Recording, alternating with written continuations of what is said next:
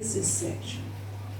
Se você tiver alguém pertinho de você que não tem a Bíblia, dá para dar uma carona para ele. Ou se você quiser ler no celular, não tem nenhum problema. Este é um pequeno livro que fica... Ele antecede o livro de Jó, Jó antecede o livro de Salmo. Você acha Salmo, você acha Jó e acha Esther. Amém? Livro de Esther, o capítulo 2, o verso é o número 17. E diz o verso 17. E o rei se apaixonou por Esther. E amou mais do que todas as outras mulheres. E ela conquistou sua aprovação. E ela conquistou a sua aprovação. E o seu favor, mais do que todas as outras.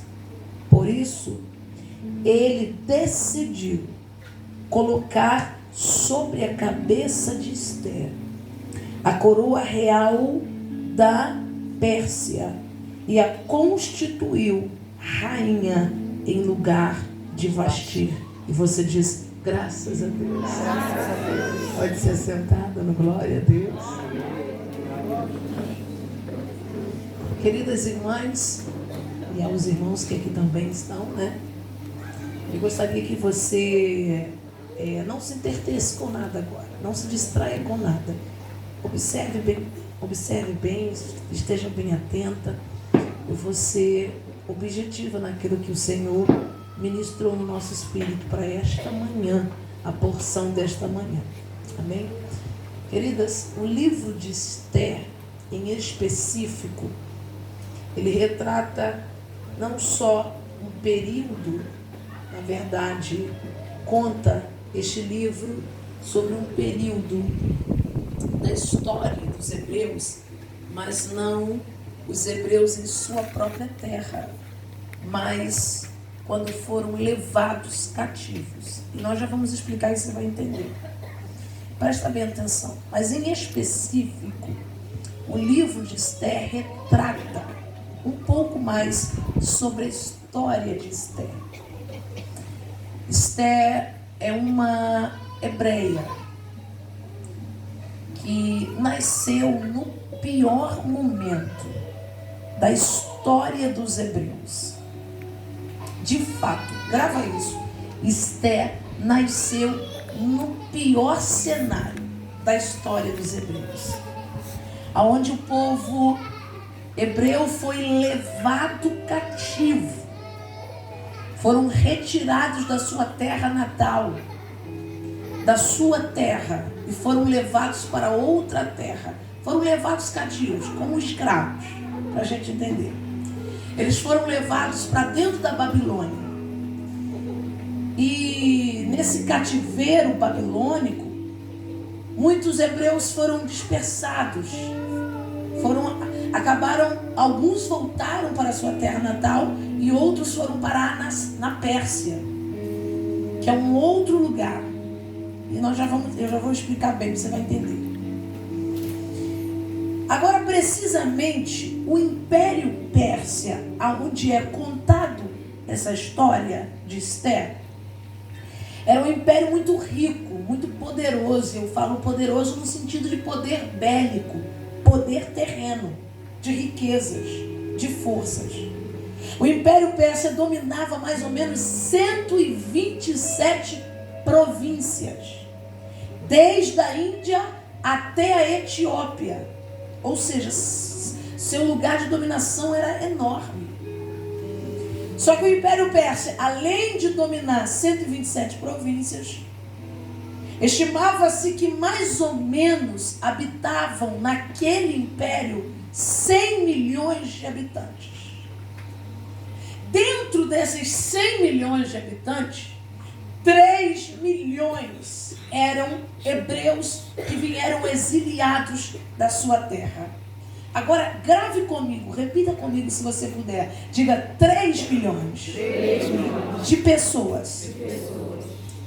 Miriam, por que isso é importante? Para você entender a responsabilidade da história. E você vai entender já. 3 milhões de pessoas dentro do Império Persa eram hebreus. Grava isso. Olha para cá, não se distraia. Porque uma distração pode fazer roubar o sentido da palavra. 3 milhões de pessoas dentro do Império Persa eram hebreus. E é nesse período que Esther nasce e vai crescendo. Que período é esse? Este período era um período que não era favorável. Não era um período favorável porque era um período de transição, de guerras, de perdas. Esther nasce no período em que os hebreus estão em cativeiro. Foram levados, foram tomados. E o texto em que lemos, a história que lemos do livro de Esther, ele é contado em uma das 3 capitais do Império Persa, precisamente na capital de Suzã. É neste território chamado Suzã, dentro do Império Persa, que a história de Esther, ela é narrada, ela é contada. Não só a história de Esther, mas como a história dos hebreus dentro do Império Persa. Gravou 3 milhões de pessoas. É muita gente. Vivendo, habitando, convivendo dentro daquela terra. Esther nasce nesse período. No período de dominação. São 120 anos que os hebreus estão debaixo da dominação dos inimigos. Quantos anos? 120 anos. Não são 120 dias, nem 120 horas. São 120 anos debaixo de opressão, debaixo de cativeiro, debaixo de dominação. Esther está nascendo, crescendo e ela, por conta da realidade presente, ela está vivendo uma série de roubos e de perdas. Por causa da realidade em que ela está nascendo e crescendo, ela está vivendo uma série de roubos involuntários. Ninguém perguntou a Esther se ela gostaria de viver o que ela vai viver daqui para frente. Ninguém chegou para Esther e perguntou: Esther, você gostaria de passar pelo que você vai passar? Não, foi involuntário. Sobreveio a Esther por causa do tempo e da geografia onde ela está nascendo. Qual é o tempo? O tempo é de catástrofes, de roubos. E ela vai viver uma série de roubos. Quais roubos são esses? Esther perdeu, primeiramente, o direito de viver na sua terra. Ela foi levada exiliada, levada em cativeiro. Ela perdeu o direito de viver na sua terra natal, na terra onde ela nasceu. Ela perdeu o direito. Segundo, ela perdeu o direito de ser livre. Ela não está dentro da Pérsia como alguém que está a passeio, alguém que está indo passear, conhecer o Império Persa e depois eu volto para a minha terra. Não, ela está como cativa, ela está como exiliada. Terceiro, ela perdeu o direito de morar na sua casa. E quando eu digo casa, eu estou falando de casa física mesmo. Da casa que ela tinha com seus pais dentro da sua terra. Ela perdeu o direito de moradia, o direito de morar na sua casa, né, dentro da sua terra. E quarto, ela perdeu os seus pais. Porque quando ela nasce e cresce, os seus pais morreram em toda essa transição de exiliado. Então ela perde pai, ela perde mãe, e com isso ela perde maternidade e paternidade. Lhe foi tirado, arrancado, o direito de convívio com seus pais. Então perceba que é muita coisa que ela está perdendo ao longo do tempo. Ainda moça, ainda criança. Ninguém perguntou: Esther, você quer passar por isso? Não, sobreveio. Ela perdeu o direito de morar na sua terra, perdeu o direito de ser livre, perdeu o direito de conviver na sua terra com seus parentes e até o direito de viver com seus pais. Ela perdeu, porque os seus pais morreram nessa transição. Então perceba que o tempo não é favorável para Esther. Olha para cá. O tempo não é favorável. Muitas coisas estão acontecendo. Mas com tudo que está acontecendo na vida de Esther, você consegue ver um cuidado de Deus com ela? Aleluia, Jesus. Como assim, Miriam? Com todas as perdas, com todos os roubos que Esther está vivendo, você consegue enxergar, ainda assim, no meio de toda a catástrofe, no meio de todas as perdas, no meio de todos os roubos, o Senhor escondendo a vida de Esther. Aleluia, Jesus. Há um esconderijo aqui e Esther está guardada dentro desse esconderijo. Você consegue enxergar no meio da dor uma proteção de Deus? Eu gostaria que, por gentileza, você olhasse a esta mulher querida que está ao seu lado, olha bem nos olhos dela e pergunta para ela, diga, você consegue enxergar no meio das perdas o cuidado de Deus com Esther? Amém. Em nome de Jesus. Amém. Aonde está o cuidado? Eu não consigo ver. Ela teve muitas perdas. Foram perdas irreparáveis. Aonde está o cuidado de Deus, então? Porque a gente acha que o cuidado de Deus, o cuidado do Senhor para com a nossa vida, é literalmente não passar por nada. Só que não, irmãos, entenda uma coisa. Nós vamos entender algo muito forte dentro dessa palavra essa manhã. E o primeiro que nós precisamos entender é que no meio de tudo isso, de tudo que Esther perdeu, de tudo que lhe foi roubado involuntário, havia um cuidado de Deus. Aonde estava o cuidado de Deus? Esther perdeu casa, perdeu moradia de terra, perdeu liberdade na geografia e perdeu também o convívio com os pais. Mas você percebeu que Esther não perdeu a vida? Aleluia, Jesus. Não entendi. Dá uma olhada para alguém que está perto de você e diga para ele, ela perdeu muita coisa. Diga, não foi pouco, não foi muito. Diga para ela, mas ela não perdeu a vida. Glória a Deus. O que o Senhor estende a nós esta manhã é que na tua história, quantas coisas já aconteceram no período do seu nascimento, quantas coisas vieram ao seu encontro, no período do seu crescimento, da sua adolescência, quantas coisas você passou, mas de tudo que você passou e de tudo que você perdeu, você já parou para analisar, você não perdeu a vida. Aleluia, Jesus. Agarre a mão dessa mulher, acorda ela nessa cadeira e diga, muitas perdas, muitos roubos, muitas provações, mas você está aí, mulher. Diga, você está viva. Diga, é muita guerra, é muito choro, é muita dor. Saculeja ela e diga, mas você está viva. Você está respirando, você está de pé, você está viva. E a palavra de Deus diz que enquanto a vida ainda há esperança. Esperança, o que é a palavra esperança? Esperança é esperar algo bom, é esperar que algo bom ainda vai me acontecer. O que é esperança? A esperança é acreditar que eu ainda vou viver uma reviravolta. Esperança é acreditar que eu ainda vou viver coisas boas. Esperança é aguardar que coisas boas vão acontecer na minha vida. Oh, meu Deus do céu. Então vai uma palavra novamente para você ver se você pega. Qual é a palavra, Miriam? A palavra é de tudo que você perdeu, você não perdeu a vida. E se você não perdeu a vida, isso quer dizer que alguma coisa ainda vai acontecer. Como assim, Miriam? É Deus dizendo, você perdeu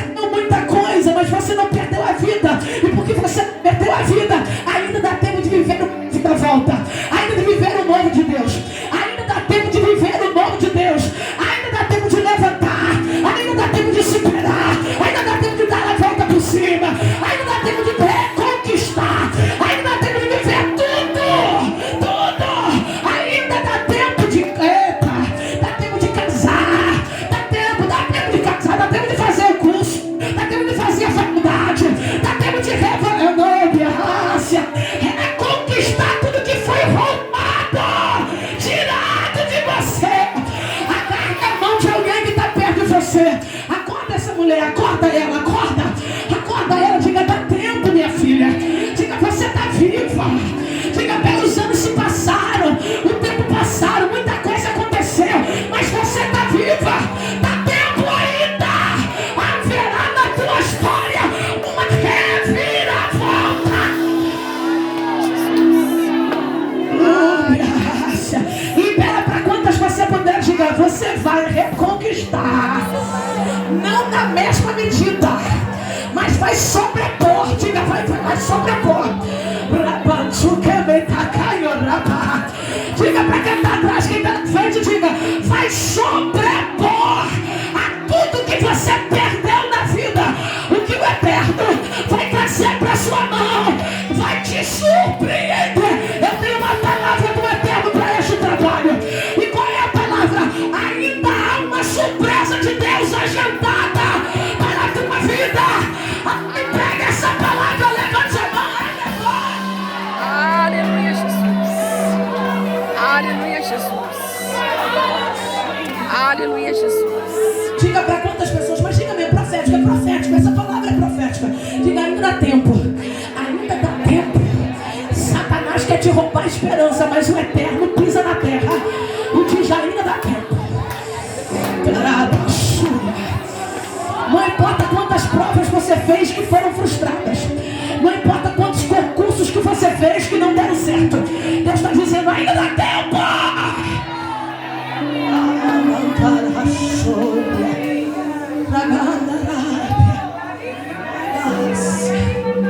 O sorriso vai voltar. O sorriso vai voltar. Diga, o sorriso vai voltar. Deus vai te dar motivos de novo para sorrir. Deus vai te dar motivos de novo para sorrir. Esse foi o problema de Sara. É que quando Deus disse que daria um menino para ela, ela riu. Mas esse riso não é de que ela não acreditava. Esse riso de Sara é que ela, meu Deus, na mente dela, ela está pensando, como posso? Eu já estou velha. O meu esposo também já está velho. Como é que eu ainda vou ter prazer? Esse sorriso dela é, eu não sei se eu vou ter prazer no estado que eu estou, na condição que eu estou, na idade que eu estou, o meu esposo na idade que está, eu ainda não sei se eu terei condições de desfrutar. Esse sorriso dela indica isso. Não é falta de fé. Será que pode ou não pode acontecer? Não. É que ela achava que por conta do tempo ter se passado, ela não conseguiria mais desfrutar da vitória que chegaria na mão dela. Mas o Senhor está dizendo para nós, fica tranquilo. Aleluia, Jesus. Aleluia, Jesus. Ô Sara, tu vai gerar, vai nascer e você vai desfrutar. Diga para alguém, é profético, gente, é profético. Eu estou tomada aqui, eu estou sentindo Deus muito forte nessa casa. Aponta para alguém, diga para ela, vai dar tempo para tudo. Diga, de gerar, de nascer, de crescer e de desfrutar. Satanás não vai te roubar a vida. Aleluia, Jesus. Alguém está entendendo? Levante as mãos, abre a boca para dar glória.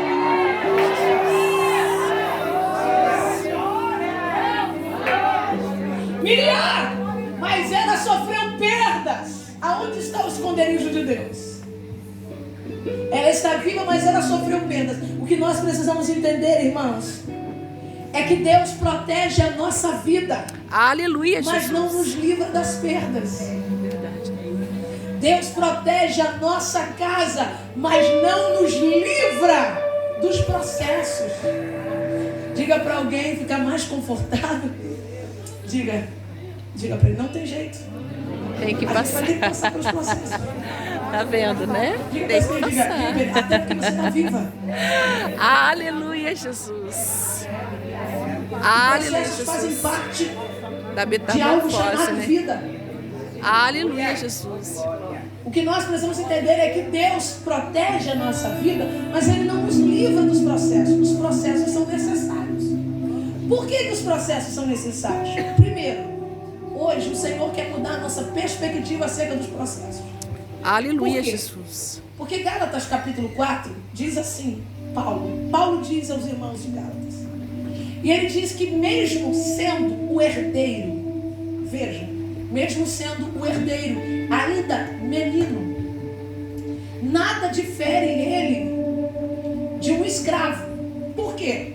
Porque sendo menino, não pode administrar nenhuma herança.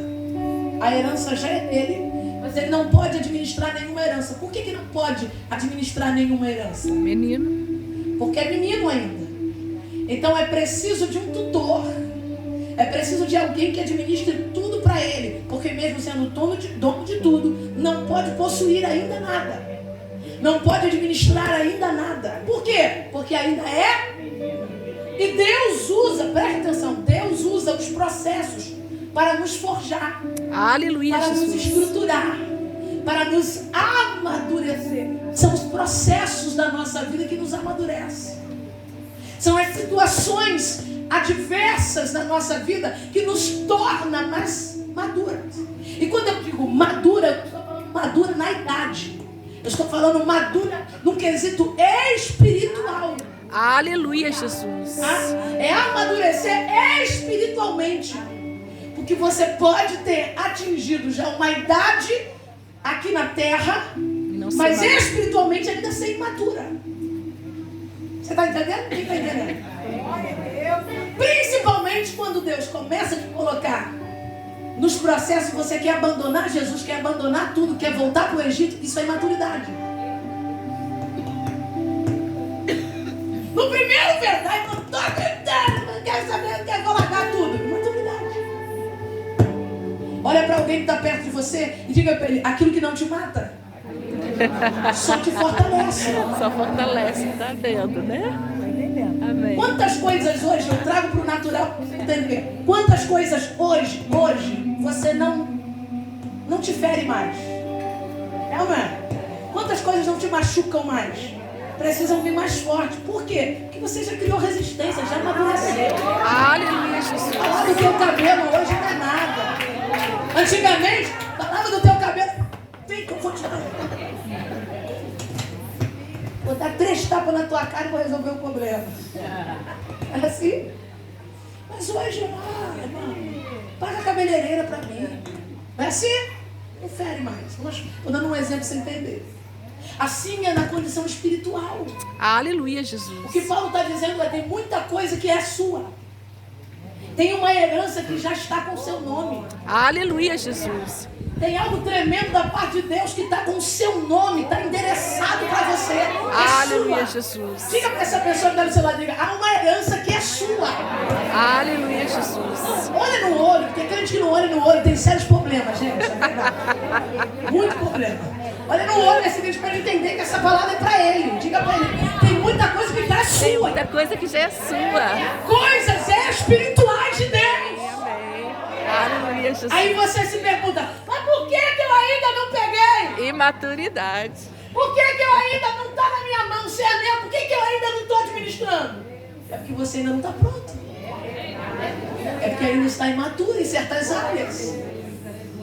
E o que é que eu preciso para atingir esse nível de maturidade, para assumir tudo que já é meu? Processo. Aleluia, Jesus. Olha para esse crente, dá um sorriso para ele ficar alegre com a pregadora.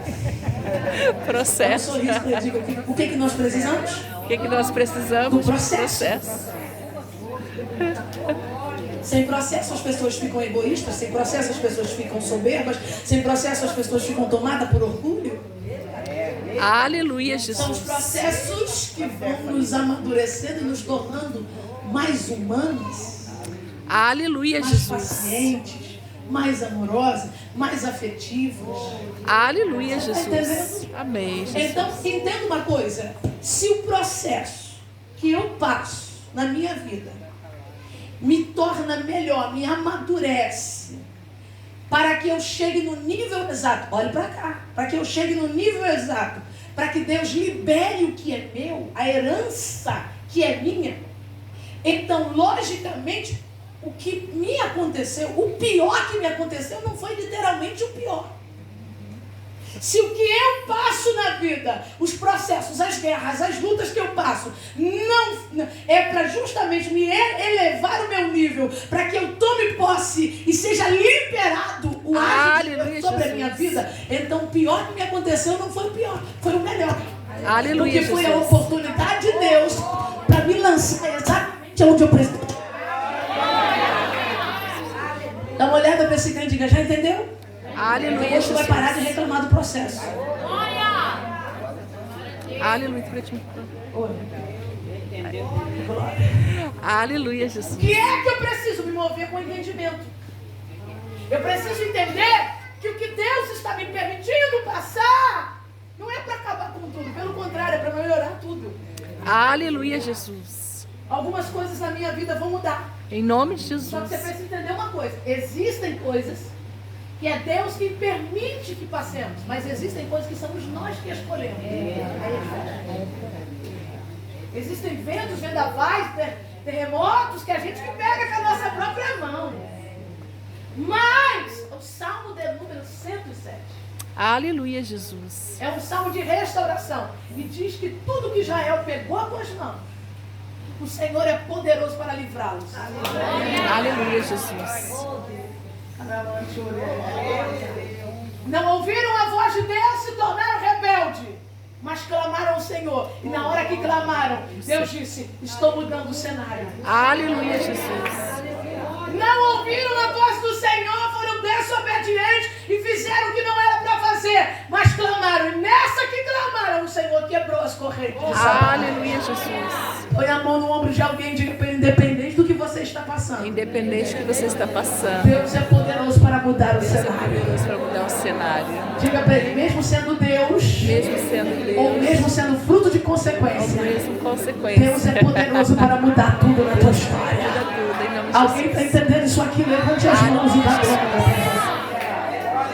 Aleluia, Estão Jesus. caminhando, entenda que se eu estou passando algo que o céu está me permitindo passar, então isso logo não é a pior coisa. É a oportunidade de Deus, é o start de Deus, é a porta de Deus. Aleluia, é a maneira como Jesus. Deus vê. E ele entende que é a oportunidade para chegarmos aonde Ele quer. Quando chegamos aonde Ele quer, então Ele libera aquilo que é nosso. Agora entenda isso aqui. Quer ver uma coisa? Miriam, eu não consegui entender isso. Você vai entender agora. Por exemplo, a nossa irmã aqui. A irmã tem filhos, já tem netos. Já tem. O seu neto mais novo tem quantos anos? Neta, quantos anos? 5 aninhos. É lógico, é filho ou filho? Filho. É filho? Isso. Então, logicamente, tudo que hoje é do seu filho, amanhã será da sua netinha, certo? Vamos supor que o filho da senhora, eu creio que já tenha, e se não tem, vai ter. Vamos supor que em sua casa ele tenha, vamos supor que em suas posses ele tenha uma Hilux, cabine dupla, 4x4.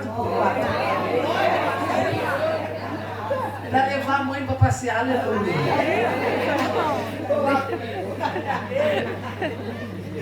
Glória seja a Deus. O Senhor sabe honrar como ninguém, irmão. Vamos supor que esse irmão, ele tenha esse carro. O filho da nossa irmã tem esse carro.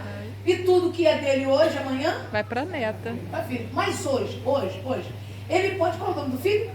Vinícius. Vamos supor que hoje, o Vinícius pode pegar a chave da Hilux e dar na mão da netinha, da filhinha de 5 anos, não. para dirigir? Não, por quê? Vai Se ela vai ser a dona. Vai se matar.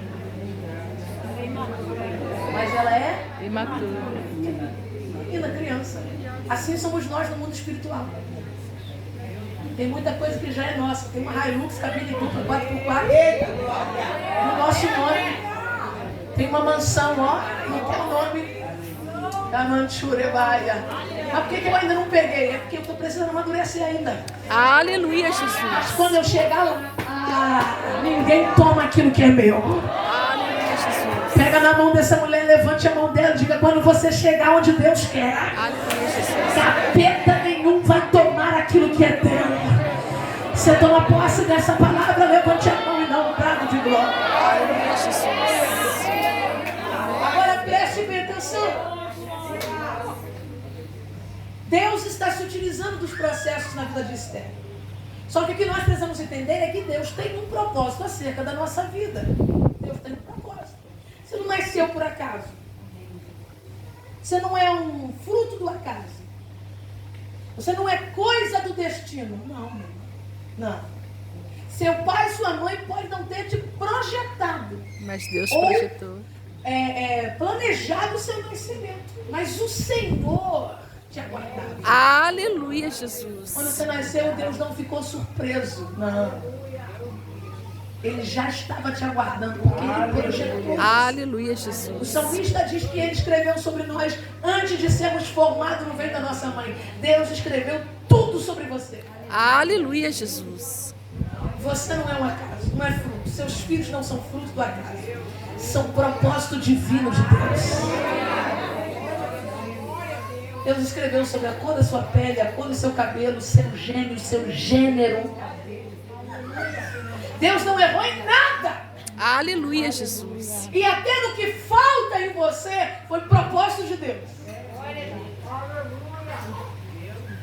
Porque veja, na casa de Davi todo mundo é alto, menos Davi, né? A altura não condiz com os irmãos. Todo mundo alto, forte, grandão, bonitão. Eles vão malhado, halterofilista. Não é isso mesmo? E Davi, o menor da casa. Tanto num sentido de físico quanto num sentido emocional, mental, ou por dentro.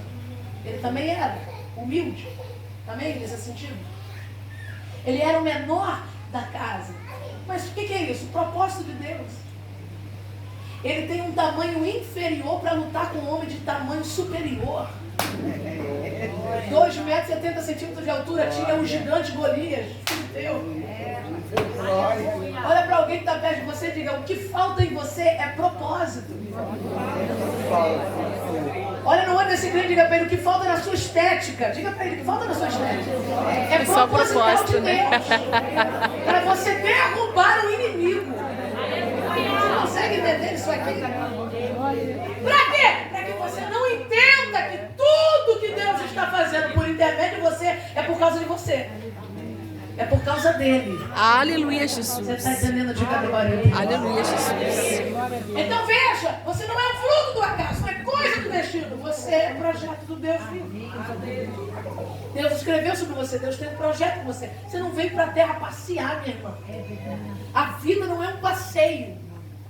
A vida não é só nascer, crescer, estudar, se formar, namorar, casar, ter filho e cuidar da família, e depois cuidar dos netos e depois... Não! A vida não é só isso não, gente. Nós viemos aqui por um propósito. Você nasceu por um propósito. Aleluia, Jesus. Aleluia, Jesus. Você tem um propósito na tua vida. Você pode dizer isso para você mesmo? Aleluia, Jesus. Eu tenho uma missão na vida. O problema é que a gente acha que a vida é só isso. Não, você tem uma missão, você precisa cumprir essa missão. Só que o propósito de Deus não tem a ver com o seu nascimento. E também não tem a ver com a trajetória da sua vida. O propósito de Deus, a missão de Deus na sua vida tem a ver com o seu destino, ou seja, para onde você está indo. O cumprimento de tudo que lhe Deus quer aconteceu. te colocar. O cumprimento da sua história, o cumprimento da sua vida. O propósito de Deus tem a ver com o seu destino, com o cumprimento disso tudo. Não entendi? Você vai entender. Presta atenção. O que Deus está falando é: tudo que eu tenho para você não tem a ver apenas com a forma que você nasceu e nem a forma como a sua vida está andando, os processos. Não. Tem a ver com a conclusão. Aleluia, Jesus. E conclusão não está no começo. Está no final. Conclusão não está no meio. Conclusão está onde? Final. No fim. Então aponta para o Fim. fim. Então aponta para o futuro também. Certo? Meu nascimento, minha trajetória de vida, minha história de vida fala do meu passado. O que eu estou vivendo agora fala do meu Presente. E a conclusão da minha vida fala do meu Futuro. Então, se não tem a ver com o passado, nem com o presente, tem a ver com o futuro, para onde os meus olhos precisam estar? Para o futuro. Eu não posso me prender no meu passado. Aleluia, Jesus. Eu não posso me ater na história dolorida da minha vida, ou dolorosa. Eu não posso ficar presa em tudo que me aconteceu, como eu fui criada, porque meus pais me abandonaram, porque eu sofri rejeição. Meu irmão, deixa eu te falar uma coisa importante sobre rejeição. Você já percebeu, por exemplo, um anel de diamante? Quem já viu, pelo menos em televisão, em foto, um anel de diamante? Ou pessoalmente? Televisão e foto. Televisão e foto. Ninguém viu, mano. Nem foto. Uma foto da Eu vi no... Depois você pesquisa na internet. Um anel de diamante era uma coisa caríssima. Caro demais. É tão caro que a gente nem vê, nem foto, tá vendo? É raro e caro.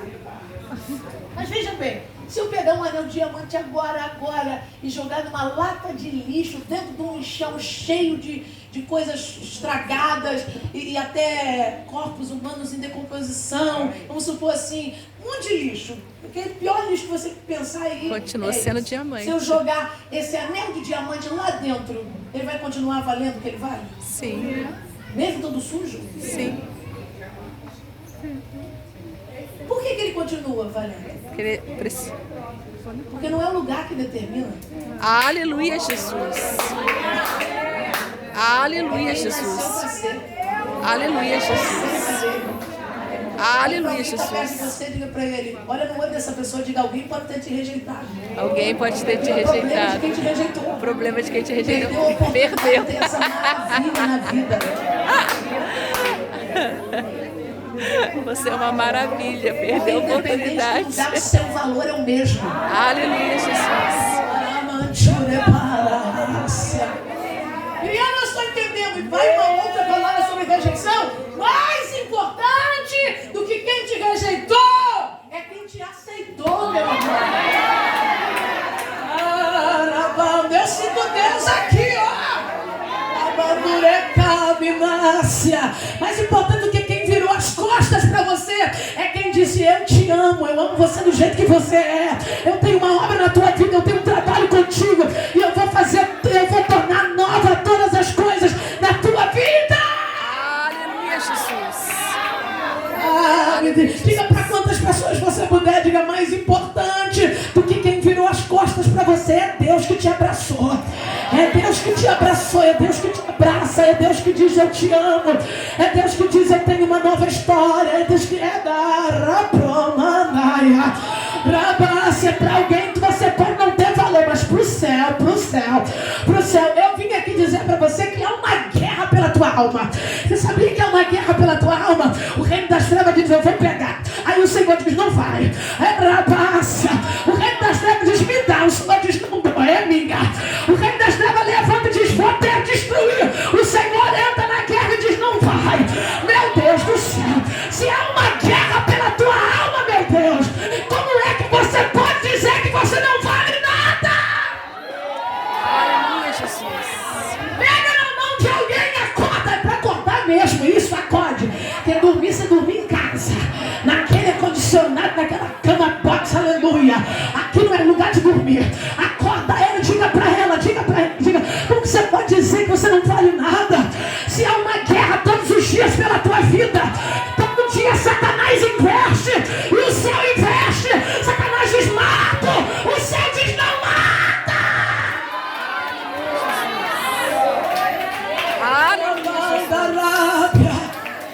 Como é que você pode dizer não estou valendo nada? Você não vale nada pro diabo, mas pro céu. Aleluia, Jesus.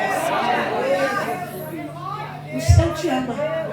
Aleluia, Jesus. Olha para cá, eu vou caminhando. O texto diz que esta menina vai viver à frente. A história dela, o nascimento, é doloroso. Então o que é que eu preciso focar? Não no que me acometeu. Não na forma como eu nasci. Seu nascimento pode ter sido traumático. Sua história de vida dolorosa. Mas o seu final Aleluia, Jesus. vai ser superior. Aleluia, Jesus. Em questão de bondade de Deus. Aleluia, Jesus. Em questão de misericórdia. Aleluia, Jesus. Consegue entender isso? Amém, Jesus. Então, se eu não tenho, veja, Deus tem algo para minha vida, certo? Tem algo reservado. Aleluia, O Senhor me trouxe aqui Jesus. para dizer que tem algo reservado para você. Aleluia, Jesus. Não vai fazer, já está pronto. Já está liberado, já está com o nosso nome. Aleluia, Jesus. Já tem uma surpresa, uma herança de Deus que vai nos surpreender. Só que isto já está pronto. Se já está pronto, e se eu ainda não tomei posse, porque o problema não é no que está sendo feito, mas sim em mim. Eu preciso ser Amadurecer. transformado. Aleluia, Jesus.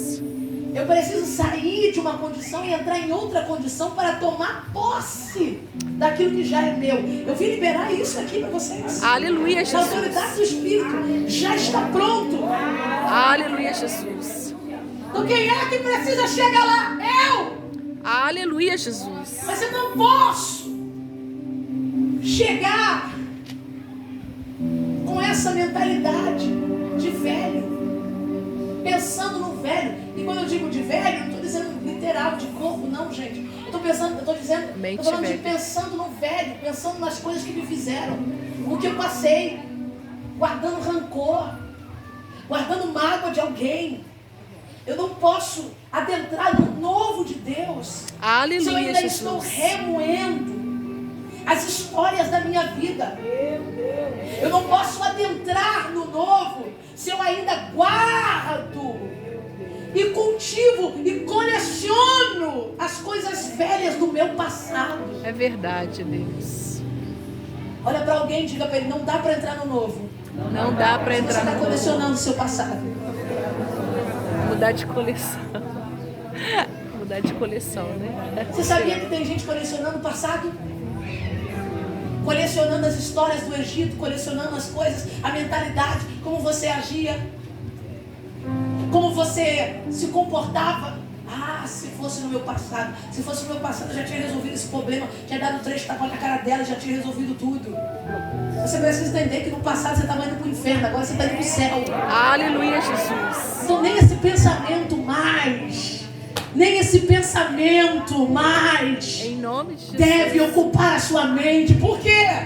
Porque agora o destino é outro, minha irmã. Aleluia, Olha para alguém que está Jesus. perto de você e diga, o destino é outro. É o céu. E se o destino é outro, o meu comportamento também tem que ser outro. Alguém está entendendo essa palavra? Aleluia, Jesus. Bia, que palavra é essa que o Senhor está falando conosco? O Senhor está falando conosco sobre abrir mão de algumas coisas. Nós vamos precisar abrir mão, principalmente dessa bagagem chamada passado.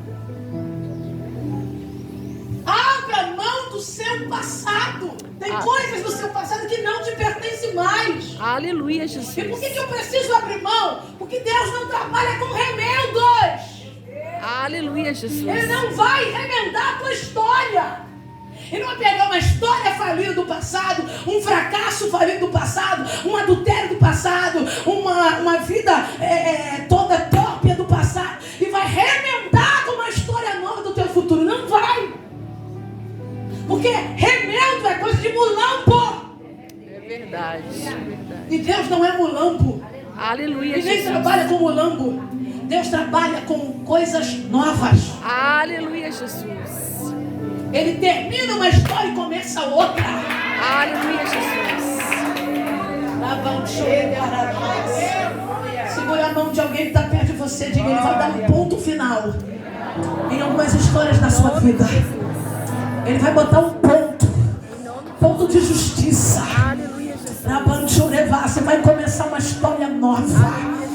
Alguém está entendendo isso aqui? Levante as mãos. Então o que é que eu preciso fazer? Eu preciso me desapegar. Aleluia, Jesus. Por quê? Porque o que já está pronto para mim é superior a tudo que eu vivi até agora. Aleluia, Jesus. Vai sobrepor.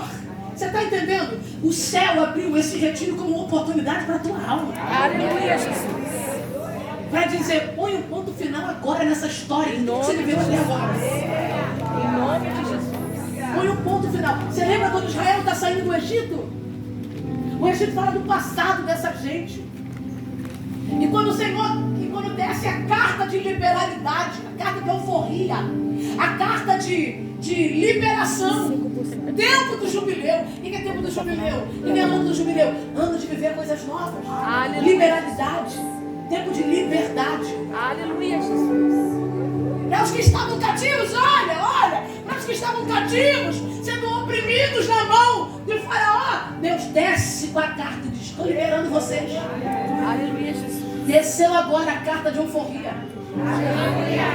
Aleluia. A liberação de Deus, a liberação de Deus para sair de alguns cenários de tristeza, de dor, de opressão. Pega na mão dessa mulher, eu vou profetizar. Segura na mão dela e diga para ela: hoje, nesse retiro, através dessa palavra, desce do céu uma liberação de Deus. Deus está te dando liberação para sair de alguns cenários de dores, de alguns cenários de sofrimento, de perseguição, de maltrato, de traição.